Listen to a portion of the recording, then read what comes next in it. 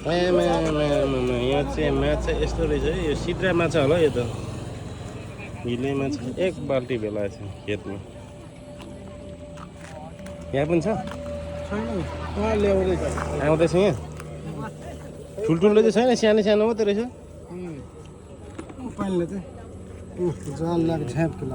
सानो सानो मात्रै छ नि त ठुल्ठुलो 1 केजी 1.5 केजीको छैन